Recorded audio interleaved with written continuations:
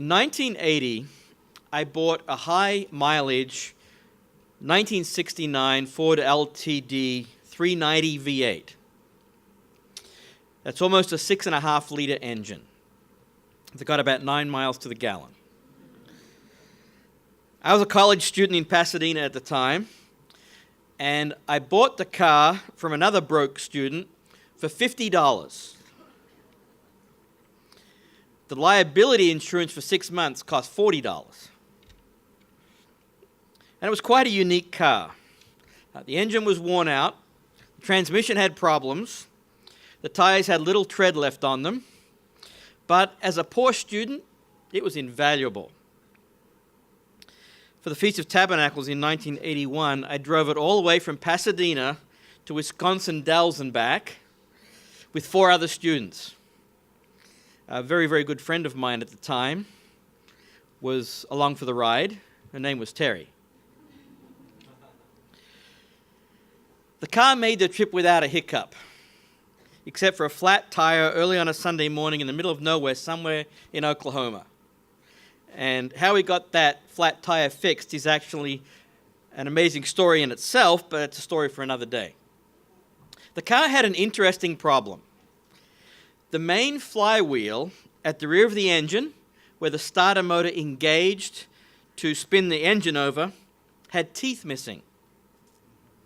So if the engine was turned off and the flywheel stopped next to the starter motor at a point where there were no teeth, the starter motor would spin endlessly, never engaging the flywheel to start the engine.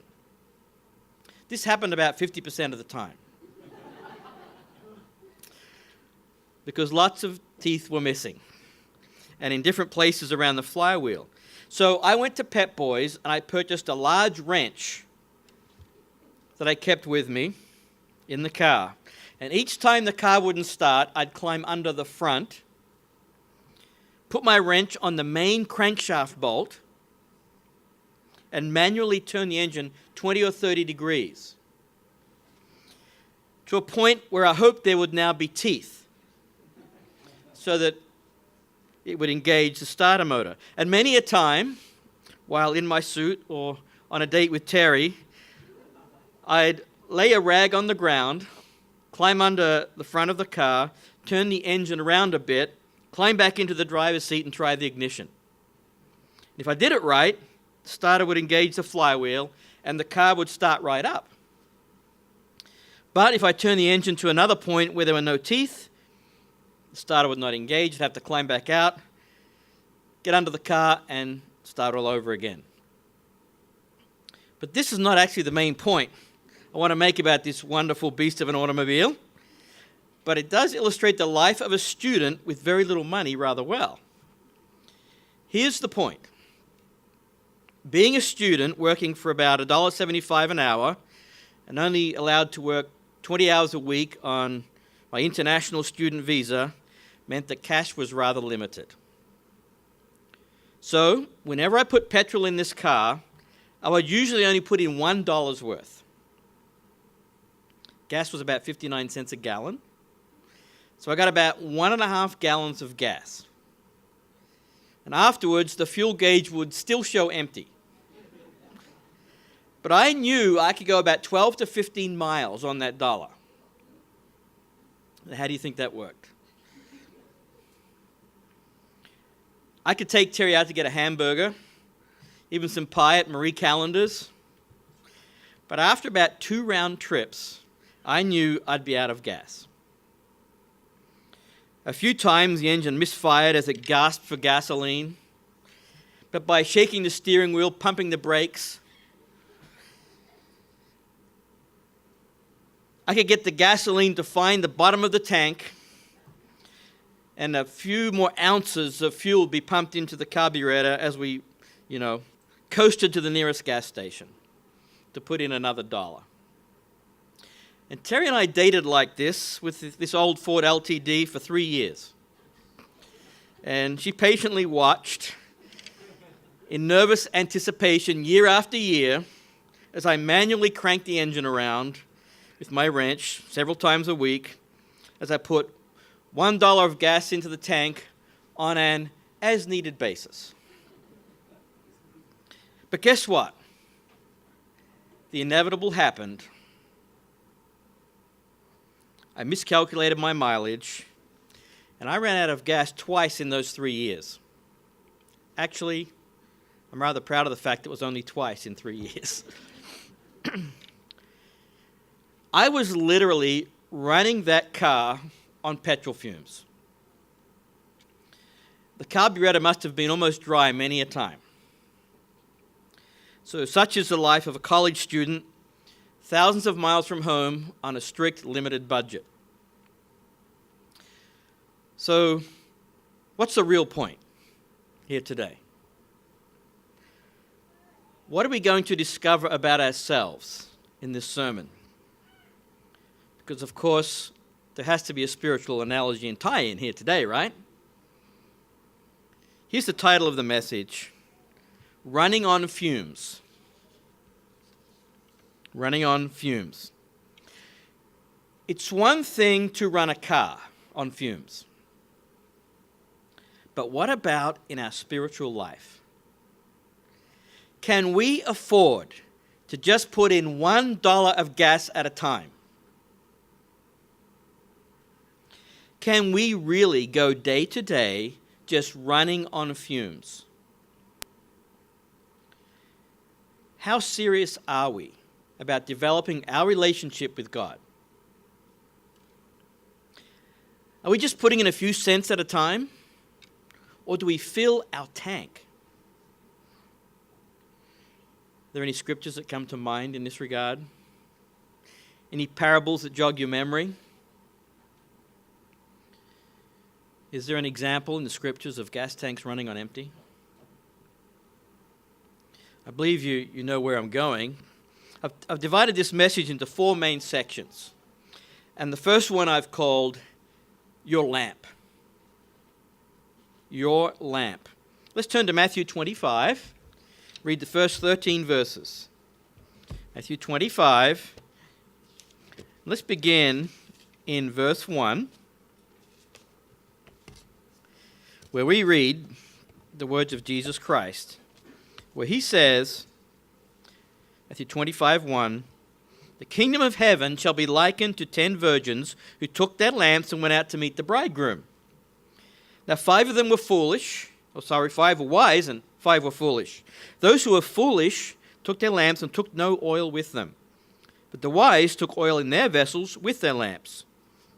But while the bridegroom was delayed, they all slumbered and slept. And at midnight," this is verse 6, "a cry was heard, 'Behold, the bridegroom is coming, go out to meet him.' Then all those virgins arose and trimmed their lamps. And the foolish said to the wise, 'Give us some of your oil, for our lamps are going out.' But the wise answered, saying, 'No, lest there should not be enough for us and you. But go rather to those who sell and buy for yourself.' Verse 10, "While they went to buy, the bridegroom came, and those who were ready went in with him to the wedding, and the door was shut. Afterward the other virgins came also, saying, 'Lord, Lord, open to us.' But he answered and said, 'Assuredly I say to you, I do not know you. Watch, therefore, for you know neither the day nor the hour in which the Son of Man is coming.'"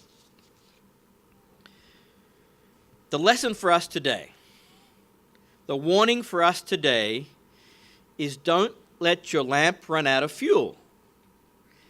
Don't run the risk of running on fumes and having your lamp burn out altogether.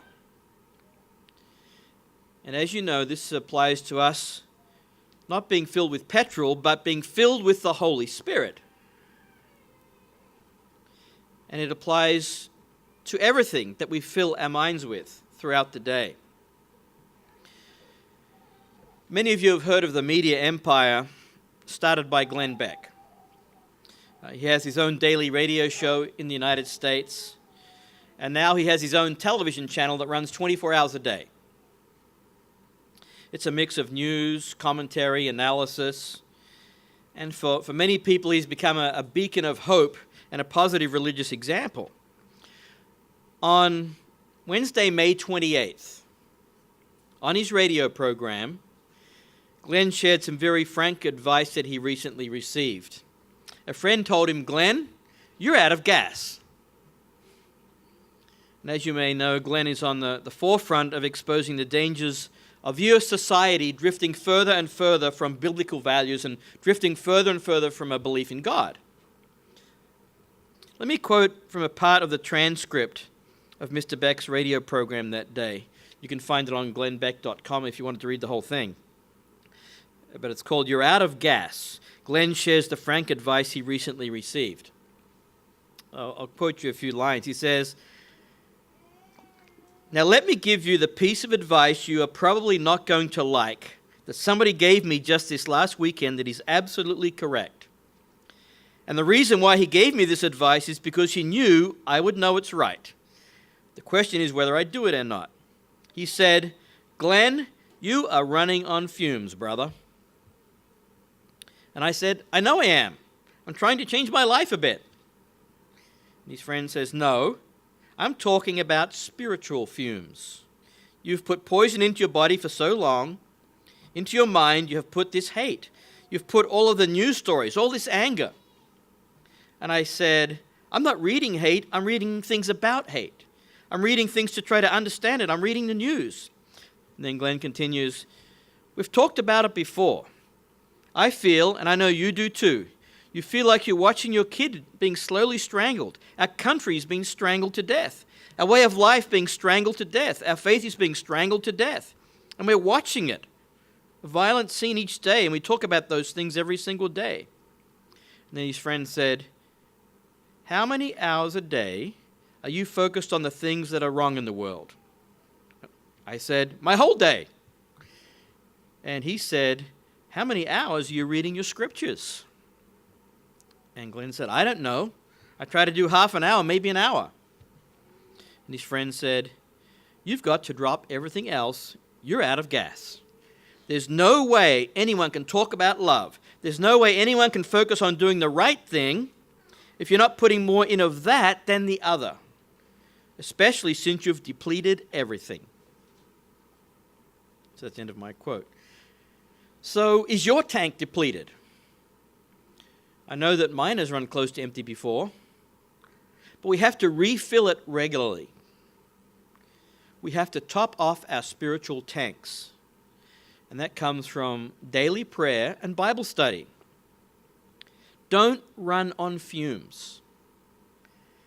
Otherwise, you're in danger of your engine stopping, and you'll be turning to someone else and asking them to fill your tank, and they'll say sorry.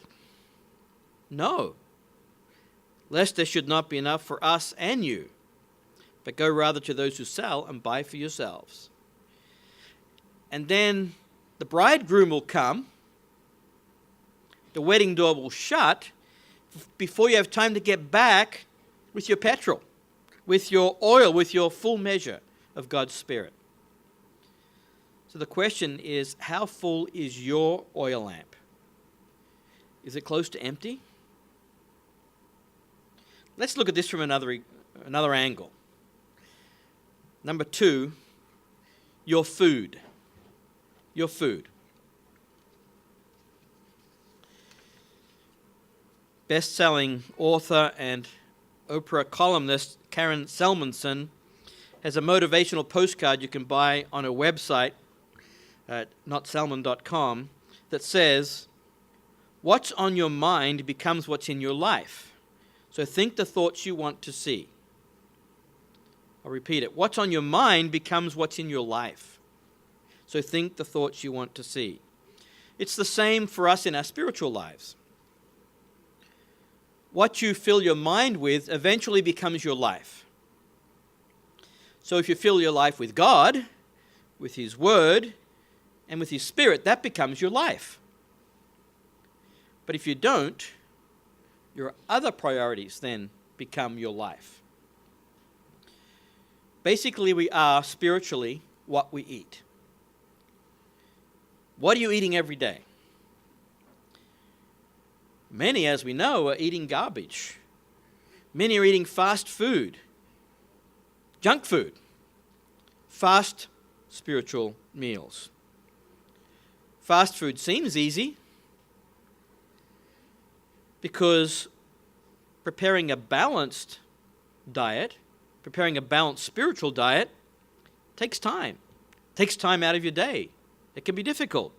So we say it's too hard. I'm tired. I don't know where to start, what book to read, how to make it make sense. So here's what we have to do. We have to prioritize our lives. We have to feed ourselves a proper diet. We have to start feeding ourselves good spiritual food, not junk food. We all know that eating at McDonald's is not good. But we eat it when we're in a hurry. There's no other choice, right? When you're on a road trip or something and you stop for a hamburger. But when I plan my budget and pay the bills, I don't have a column for junk food. When I plan an anniversary dinner with Terry, I don't suggest we go to Burger King or to KFC. Otherwise I would be in big trouble, wouldn't I?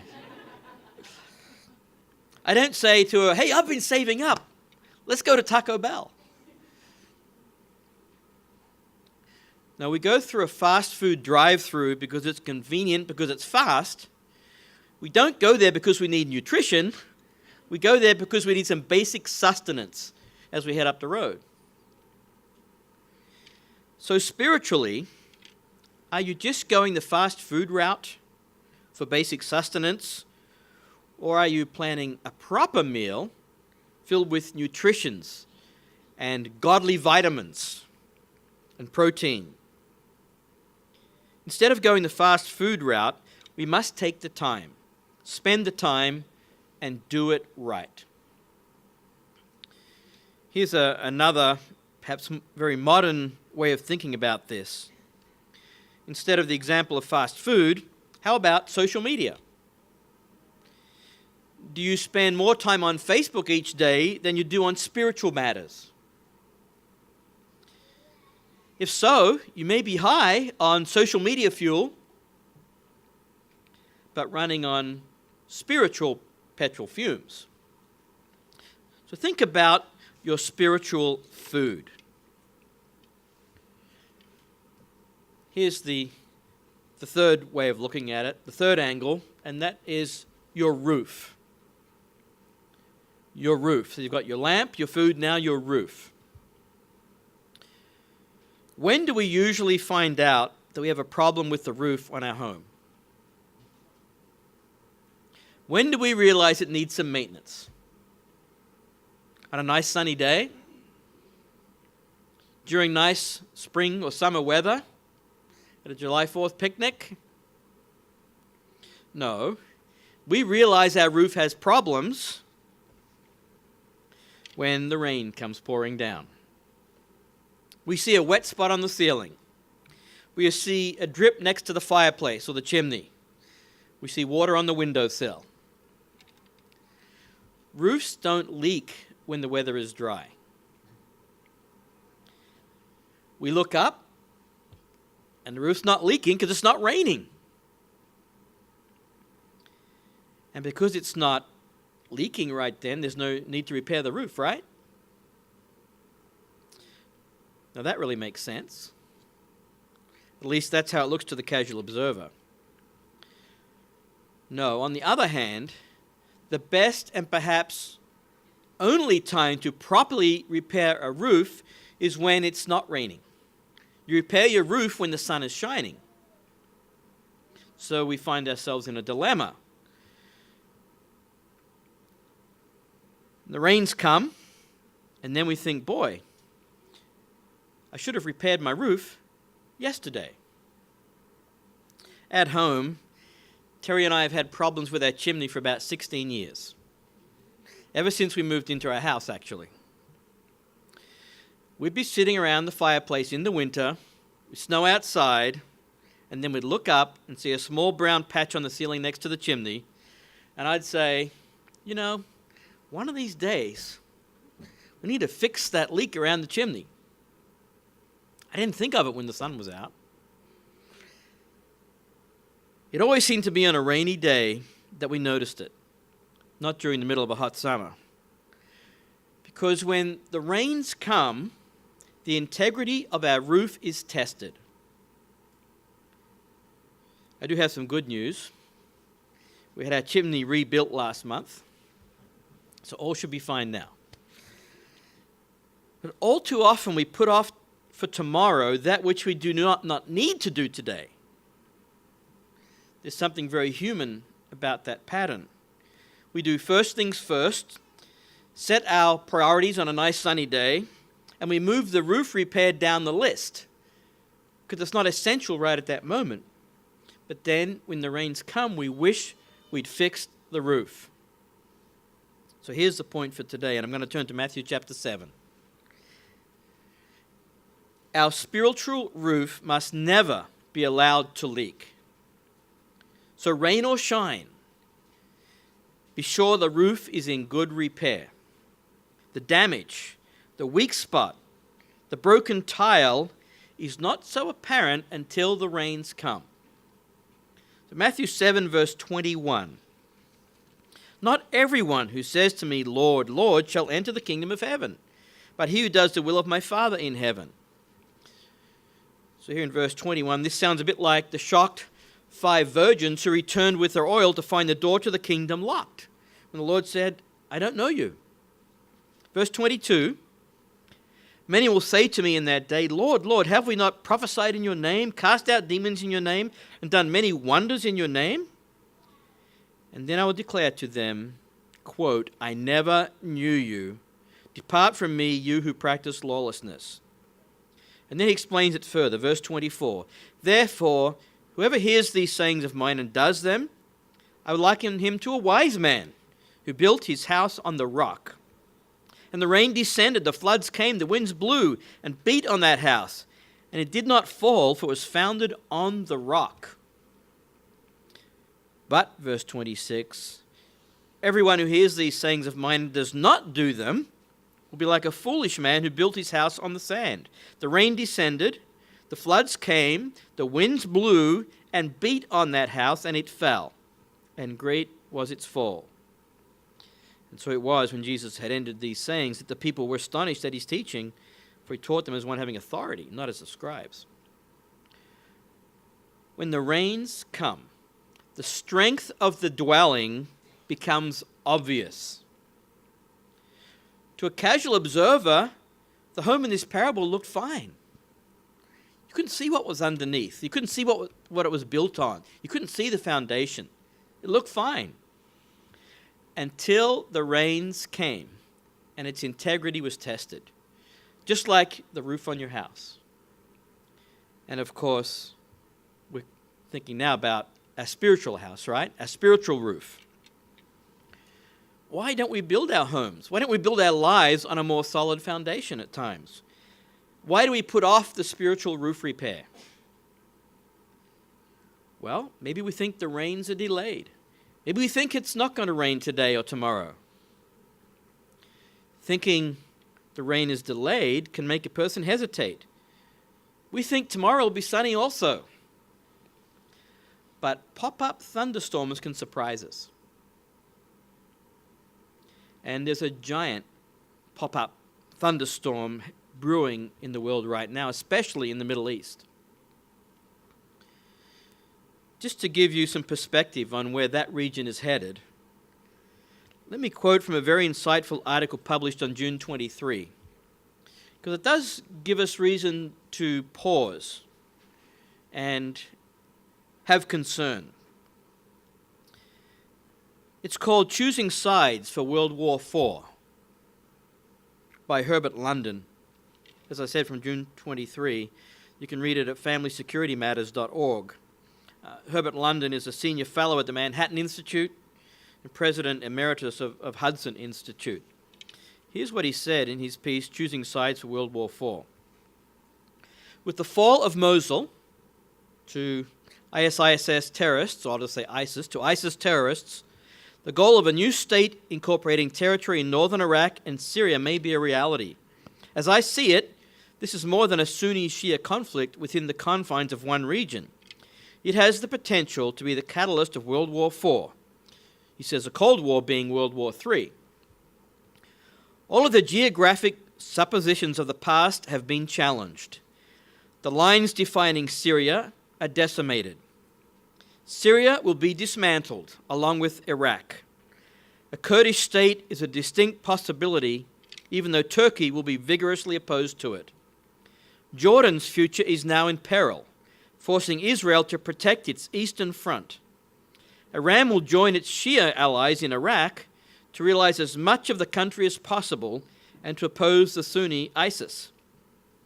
Waiting in the wings are the Sunni nations of Egypt, United Arab Emirates, Turkey, and Saudi Arabia that fear Shia imperialistic impulses more than the ISIS. And complicating matters is a nuclear weapons issue. In every escalation scenario, the possibility of nuclear exchange is the termination point. But with Iran on the cusp of development and Saudi Arabia consummating a deal for weapons acquisition with Pakistan, so Saudi Arabia is getting nuclear weapons now, the genie is out of the bottle and the region is a powder keg. And he continues, the events, as they are unfolding in the Middle East, offer a scenario for a worldwide convulsion. While the Caliphate project is unrealistic, at the moment it inspires radical aspirations leading to a recipe for conflict, terrorism, and world war. And he says, it's time to engage in less texting, golf playing, and TV, and more strategic thinking. This is the challenge now facing Americans in the emergence of a potential world war. So, this section of the sermon is your roof, or maybe even you could call it your foundation, from what we read a moment ago. Let's turn to Matthew 24, which is part of an end-time prophecy that Jesus Christ left for us to read. Matthew 24, verses 48 to 51. Matthew 24, verse 48. But if that evil servant says in his heart, my master is delaying his coming, if we put off the roof repair, verse 49, and begins to beat his fellow servants and to eat and drink with the drunkards, the master of that servant will come on a day when he is not looking for him, and in an hour that he is not aware of. Verse 51, will cut him in two, appoint him his portion with the hypocrites, and there'll be weeping and gnashing of teeth. You see, we can't think that our master is delaying his coming. We cannot be running on fumes. We cannot be eating spiritual junk food. We must have a strong foundation when the rains come. We cannot have a damaged roof when the storms bring their torrents of rain. Because thunderstorms may pop up when we least expect them. Now for you and I, tomorrow, it may not necessarily be World War III or World War IV, but keep in mind, each of us do not know what the next day will bring in our lives.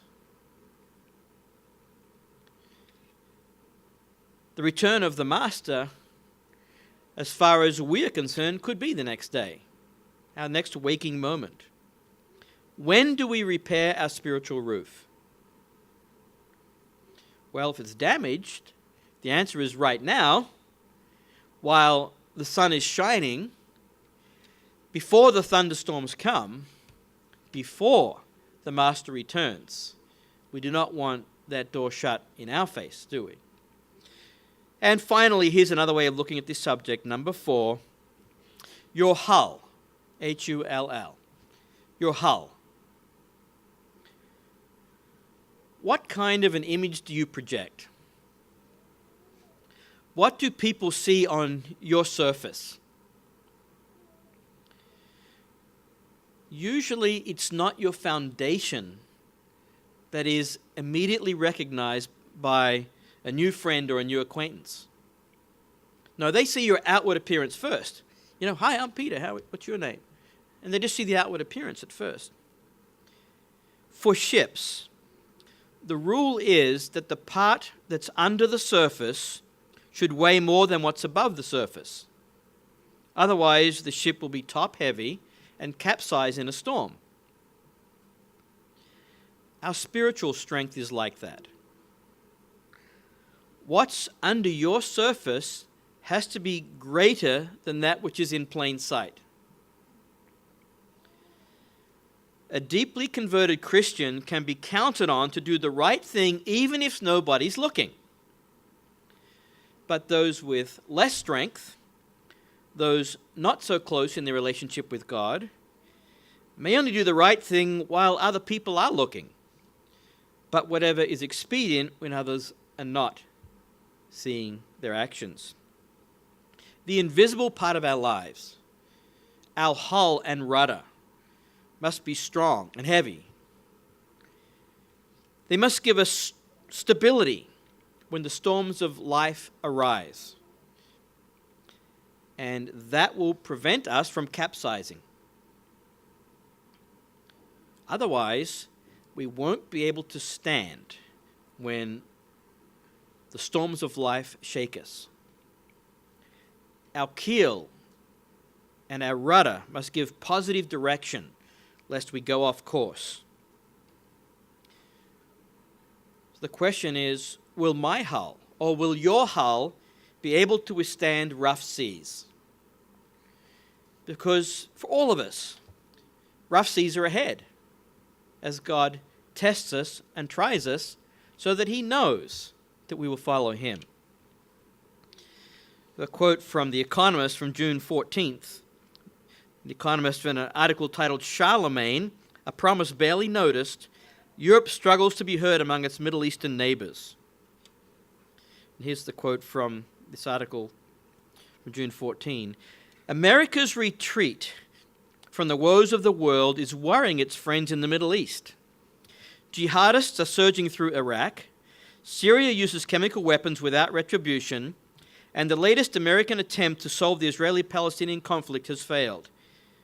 Is it time for Europe to help fill the vacuum?" When even secular news sources are calling for a united Europe to take on a more active military role in the world, we know that we're drawing ever closer to the culmination of end-time events. As we read in Daniel, the king of the south, the Arab world, is pushing right now at the king of the north, modern Europe.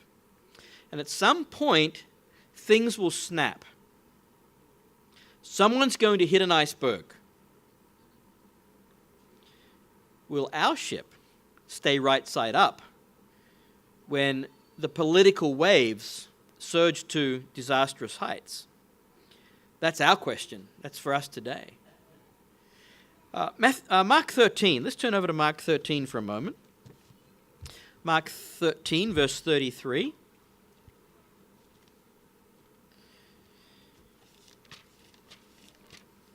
Mark 13 and verse 33. Let's read this here. "Take heed, watch and pray, for you do not know when the time is." You don't know when the storm clouds will be upon you, when your roof will be tested, when your hull will be tested. Verse 34, "It's like a man going to a far country who left his house and gave authority to his servants." Of course, this is talking about Jesus Christ, right? "Gave to each his work and commanded the doorkeeper to watch." Christ says, "Watch therefore, for you do not know when the master of the house is coming." Could be in the evening, could be at midnight, could be in the morning at the crowing of the rooster. Yeah, they're in the morning. Verse 36, "Lest coming suddenly he find you sleeping. And what I say to you, I say to all, watch." Last week, I was in Chicago with my son Mark. We had to visit the Australian consulate there. And while in Chicago, we visited the Chicago Museum of Science and Industry. They have on display there a huge submarine that you can tour.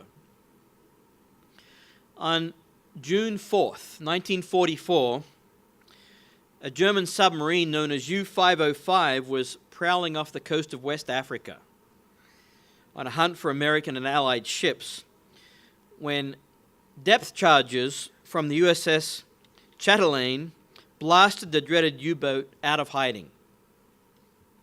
It was the end of a violent run for U-505, which had terrorized the Atlantic Ocean as part of a massive U-boat campaign that almost altered the outcome of World War II. And at the museum, you can step inside the real U-505. They've actually built the museum around it. Couldn't get it in the doors, obviously.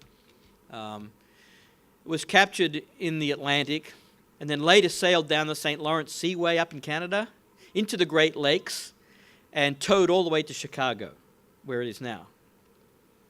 It's hard to imagine being able to water all the way from Chicago to the Atlantic. But at the museum, you can step inside the real U-505, the only German submarine in the United States. And now it's a national memorial to the 55,000 American sailors who gave their lives on the high seas in World Wars I and II. But it leads us to think, what is lurking under my sea? Is it dangerous? Can it destroy me? What is hiding in your life? What are you concealing beneath the surface? What does your foundation look like? Are you building your life on sand or on the rock of Jesus Christ?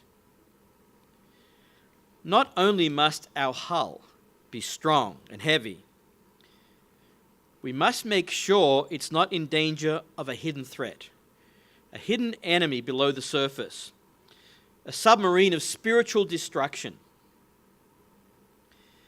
When U.S. ships were hit by German submarine torpedoes, there was no warning. It was sudden destruction. It came out of the depths. Let's turn to 1 Thessalonians chapter 5. This is the final passage I want to read today from the Scriptures. 1 Thessalonians 5, starting in verse 1. 1 Thessalonians 5, verse 1.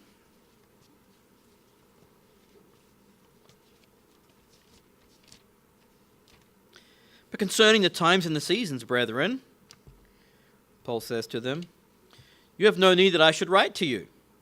You know this, he says. Verse 2, for you yourselves know perfectly that the day of the Lord so comes as a thief in the night. Those are Jesus Christ's words that he's repeating. For when they say peace and safety, when you think you're sailing along just fine, then sudden destruction comes upon them as labor pains upon a pregnant woman, and they shall not escape. Verse 6, therefore let us not sleep as others do, but let us watch and be sober. Verse 8, but let us who are of the day be sober, putting on the breastplate of faith and love, and as a helmet, the hope of salvation. So how do we develop faith, love, and hope? Where do we find this breastplate and this helmet? From God's Word and through the power of His Holy Spirit. And so as we go back to thinking about our spiritual gas tank, how much do we read the book? How much do we read God's book? How strong is our hull? As I conclude, I'd like to read a few more lines from Glenn Beck's May 28 radio program. Here's what he said to his audience. He says, you know how long I pray? He says, I've prayed for the last 3 years. Will you please help me like your book? Because I don't like your book. It's boring. I know you're the author, and it's not really the thing to say. It's the best-selling book of all time, but it's as boring as all get out, and I don't understand it. Could you please help me like it? And Glenn Beck says, 3 years I prayed. and finally like it. He says, I love it. I love it. Now the question is, will I make the time to spend 2 hours every day in that book? And he says, think about how much time you spend on whatever it is. He says, I'm telling you where the vitamins and minerals can be found. You will not be able to withstand the storm. Mark my words. I know this is true. You will not be able to stand the coming storm without this.